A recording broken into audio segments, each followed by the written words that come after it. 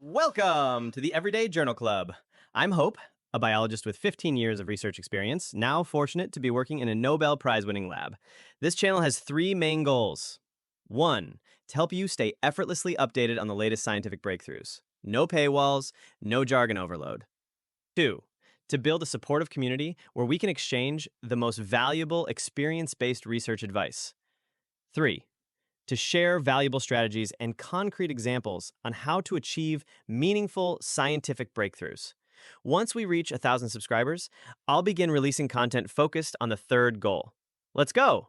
Let's make great science together. Imagine a lock and key system right inside your cells that turns genes off. Now, what if the key, the one that's actually designed to unlock those genes to switch them back on, finds itself blocked? Blocked by the very marks that say this gene should be locked down. That's the fascinating paradox we're diving into today. Precisely. We're looking at some really groundbreaking new research here. It reveals the intricate structural details of an enzyme called KDM6B, which is a crucial player in activating genes. And the surprise is how its function is actually hindered, almost you could say actively antagonized, by other key markers of silenced DNA. Things that should be there when it's silenced. Exactly. Things like linker histones and a specific tag called H2AK119OB1, they seem to get in KDM6B's way. Okay, so our mission today is to pull back the curtain on this whole molecular dance. We're using a fantastic recent study by Lin and colleagues, published in Molecular Cell. And by the end of this, you'll have a shortcut, basically, to understanding how silenced genes get switched back on, what gets in the way, and why these tiny molecular details, well, they have huge implications for biology and maybe even disease. Absolutely. Let's set the scene a bit first. Yeah, let's unpack this. So before we get to the surprising blockades, let's cover some basics. Our DNA, it's not just a simple string floating around, right? Not at all. It's incredibly packaged. Think of it like thread wound around tiny spools. Okay. Those spools are proteins called histones, and the DNA wrapped around a set of histones forms a unit called a nucleosome. You get this sort of beads on a string structure. Right, I've seen diagrams like that. And these histones, they aren't just passive spools. They can have tiny chemical flags added to them. Really? We call them post-translational modifications, or PTMs for short. Like little sticky notes. Exactly like sticky notes or switches. They tell the cell machinery, read this gene, ignore this gene, pack this area tightly, loosen it up. It's a whole code. Fascinating. And today we're focusing on one specific mark. Yes, one very important one, Histone H3 lysine 27 trimethylation. We just call it H3K27Me3. Catchy. Ha, yeah. But it's a classic repressive histone modification. Basically, when you see H3K27E3 on a gene, it's a strong signal that this gene is switched off, silenced. So it's part of that locking mechanism we talked about. Precisely. It's a hallmark of what biologists call a facultative heterochromatin. Think of it as densely packed DNA where the genes are inaccessible. This is really crucial during development, making sure cells only use the genes they're supposed to. And who puts that mark there? That's primarily the job of an enzyme complex called PRC2 polycomb repressive complex 2. It installs the H3K27E3 mark. Okay, so PRC2 locks the gene down with H3K27Me3. But genes need to be turned on sometimes, right? Cells need to unlock them. Absolutely. And so there have to be erasers that can remove these repressive marks. That's where the KDM6 family of enzymes comes in. There's KDM6A, KDM6B, and KDM6C. The keys to the lock. Essentially, yes. Yeah. They are demethylases, meaning they remove that methyl group specifically from H3K27E3. They erase the off signal. And this study focuses on KDM6B. That's right. KDM6B is really important. It's involved in embryonic development, immune responses, how cells differentiate into specific types, quite a lot. And you mentioned disease. Yeah, when KDM6B doesn't work properly, it's linked to conditions like Kabuki syndrome, which is a developmental disorder. So understanding how it works is, pretty vital. So the core mystery this paper tackled was how KDM6B actually does its job. Not just that it erases the mark, but the nitty-gritty of how it interacts with the whole nucleosome. Exactly. We knew it was an eraser, but how it physically engaged with the nucleosome, its real target in the cell, that was poorly understood. Until now. Okay, so here's where it gets really interesting. The researchers managed to get this incredibly detailed picture, right? A snapshot using cryo-electron microscopy. Yes, cryo-EM. It's a technique that lets you visualize molecules at near atomic resolution.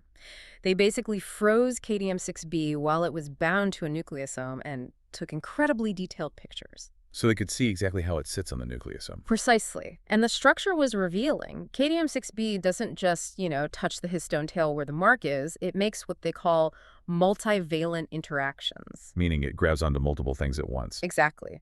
It engages with the DNA that's wrapped around the histone core. It also interacts with the linker DNA, the DNA strands entering and exiting the nucleosome, specifically both the cis linker, which is on the same side as the target H3 tail, Okay. and the trans linker, which emerges from the opposite side. It's really gripping the whole structure. Wow. So it's not just targeting the mark, it's positioning itself using the whole DNA scaffold. That's a great way to put it. And there's another surprise. The H3 tail itself, the bit KDM6B needs to modify. It adopts this unusual outside-in hook conformation. It loops back from the outside towards the cis-linker DNA and points its tip directly into KDM6B's active site. Like it's presenting itself for modification. Almost, yeah. It's perfectly positioned. And notably, KDM6B binds without using the acidic patch on the nucleosome surface. Is that significant? It is, because that acidic patch is like a popular docking site for many other chromatin proteins. KDM6B seems to use its own unique docking strategy, maybe avoiding the crowds. Okay, so we have this detailed structure. KDM6B grabs the nucleosome in multiple places using the DNA. How does that actually help it do its job, the erasing part? Right, that's the next critical question. They identified the key parts of KDM6B involve domains called JMJC, AXI, and GATAL. These have positively charged surfaces that interact really strongly with the negatively charged linker DNAs. Makes sense. Opposites attract. Exactly. It's like specific molecular fingers gripping the DNA strands. So they tested if this grip matters, right? I saw some experiments mentioned, EMSA. Yes, electrophoretic mobility shift assays. Basically, you see how well the protein binds to different DNA structures. They found KDM6B could bind to nucleosomes, whether they had long linker DNAs, short ones, or almost none. It bound slightly better with 2 long linkers, but it could still bind without them. Okay, so binding isn't strictly dependent on the linkers, but maybe slightly preferred. Right, but here's the kicker. The demethylation assays. These tests measure the actual enzymatic activity, the erasing function. So does it actually work better? Massively better. KDM6B was really efficient at removing the H3K27E3 mark only when the nucleosome had 2 linker DNAs. With just 1 linker, activity was intermediate. With basically no linker DNA, minimal activity. Wow. So the linkers are essential for the function, even if not absolutely essential just for binding. Precisely. It shows that the linker DNA is critical for enzymatic function. It helps KDM6B bind in a productive way. Think of it like a key fitting in the lock that's binding, but the linker DNA helps turn the key correctly to unlock it. That's the activity. That makes sense. It needs the right leverage or positioning provided by those DNA arms. Exactly. And they found something else cool. Using Curie assays, which let you see changes in molecular distances, they showed KDM6B binding actually pulls the linker DNAs closer together. It changes the shape. Yes, it induces a closed, compact linker DNA structure. This is interesting because it resembles a compacted chromatin state, the silenced state.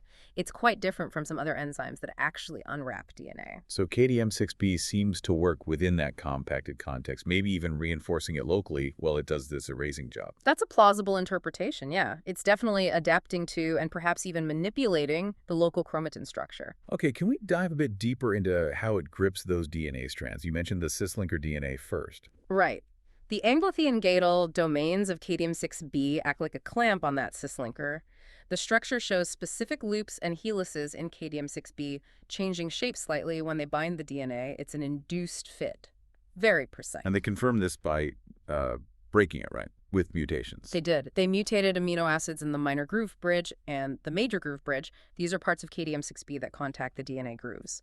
Mutations in the minor groove bridge really hampered both binding and demethylation. Okay. Whereas mutations in the major groove bridge mostly affected the demethylation activity, less so the initial binding. So different contact points have subtly different roles. And the Kabuki syndrome mutation. Yes, they tested one, R1feed93Q. It caused a noticeable drop in KDM6B's activity. It really connects the structural detail, how the enzyme grips the DNA directly to the disease state. A weaker grip leads to reduced function, which contributes to the syndrome. Incredible detail. What about the other side, the translinker DNA? KDM6B grabs that too. It uses a sort of concave, curved surface with 2 prominent ridges that are positively charged. Again, for the negative DNA. Exactly. It's mainly electrostatic attraction. And mutations in those ridges, they severely impaired both binding and demethylation. So gripping that translinker is also absolutely essential. So it's got the cis linker clamped, the translinker gripped, anything else? Yes, the third point. The DNA that's actually wrapped around the histone core, KDM6B interacts with this too. Even the part that's not sticking out. Even that part. And again, mutations affecting this interaction messed up binding, demethylation, and that DNA compaction effect we talked about. So why interact there? What's the thinking? The researchers hypothesized this wrapped DNA interaction acts like a pivot point or an anchor. It locks KDM6B onto the main body of the nucleosome. Oh, okay. And being anchored allows the rest of the enzyme to properly position itself to grab the flexible histone tail and those linker DNAs effectively. It provides stability for the whole operation. Okay, this paints a really clear picture of how KDM6B is built to work on a nucleosome. Yeah. But let's get back to that paradox. What stops it? You mentioned other features of silenced chromatin. Right. So facultative heterochromatin, where KDM6B needs to work, isn't just defined by H3K27E3. Two other key features are often present. Linker histones, like H1. Molecular staples. Good analogy, yes.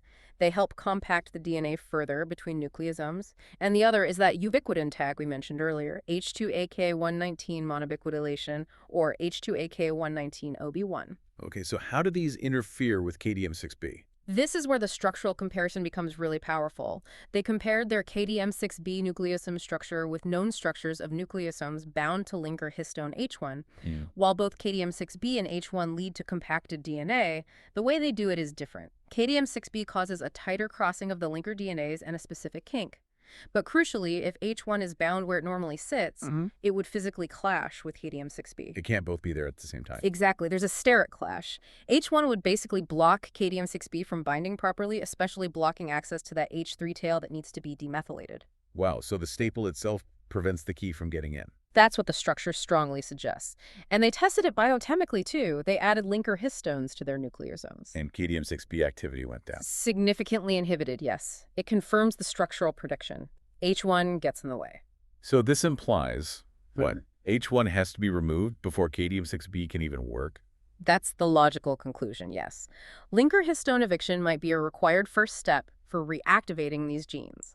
Clear the staple before you use the key. Okay, that's one antagonist. What about the other one? H2AK119LB1. Right, the ubiquitin tag. This is often put on by PRC1, and it helps recruit PRC2, the enzyme that adds the H3K27Me3 mark KDM6B removes, so it reinforces the silenced state. A double lock system. Kind of. Sort of, yeah. Now, the structural analysis here suggested that this bulky ubiquitin tag, H2AK119UB1, could physically clash with the linker DNA when the DNA is in that compact conformation induced by KDM6B. So the tag itself could prevent KDM6B from settling into its active shape. That was the hypothesis, and again, the experiments confirmed it. Adding H2AK119UB1 to the nucleosomes significantly reduced the enzymatic activity of KDM6B. So both the linker histone and this ubiquitin tag actively interfere with the enzyme that's supposed to erase the silencing mark. Correct. They don't just passively mark the region as silent, they actively prevent the eraser enzyme from functioning. They act as gatekeepers. This is really fascinating. It suggests a much more ordered process for turning genes back on than I imagined. It's not just one step, erase the mark. Absolutely. It points towards a clear biochemical logic. First, you might need enzymes to remove the H2A ubiquitylation. You might need mechanisms to displace or remove the linker histones. Then, once the path is cleared, KDM6B can come in, bind productively using those linker DNA interactions, and erase the H3K27Me3 mark. That's a whole choreographed sequence. It appears so. Much more intricate than we perhaps appreciated before the structural work. So how does this change our bigger picture view of epigenetics? You mentioned the reader eraser idea. Right. This study really adds nuance to that. It shows that erasers like KDM6B aren't just simple machines that find a mark and remove it. They are sophisticated sensors.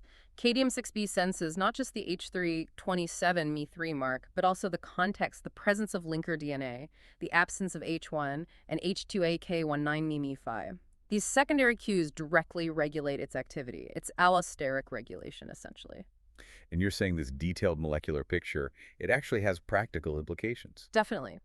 For one, it helps explain clinical observations, like why certain mutations in KDM6 enzymes, perhaps affecting these crucial DNA contact points, lead to diseases like Kabuki syndrome or even resistance to certain cancer therapies. Because you know exactly how the function is being disrupted. Precisely. And looking forward, this provides a blueprint for drug design. You could imagine developing drugs that maybe stabilize KDM6B's active conformation in situations where you want to reactivate genes.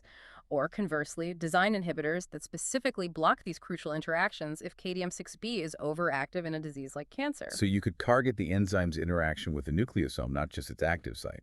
Exactly. It opens up new strategies for developing targeted epigenetic therapies. And it really highlights the power of combining different techniques, doesn't it? Yeah. The chemistry to build nucleosomes, the high-res imaging with cryo-EM, the functional assays. Absolutely.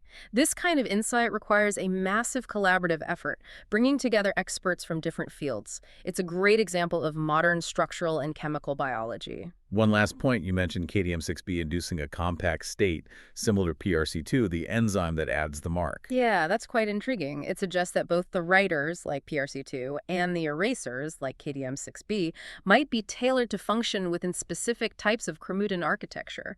They recognize and perhaps even help maintain certain DNA conformations, suggesting a deeper interplay between the enzymes and the physical structure of our genome. Wow, what an incredible deep dive. It really feels like we've peeled back layers on how genes are controlled. It's clear the path to turning a silenced gene back on is, well, it's far more complex, much more choreographed than maybe we thought. Definitely. It's not just flipping a single switch.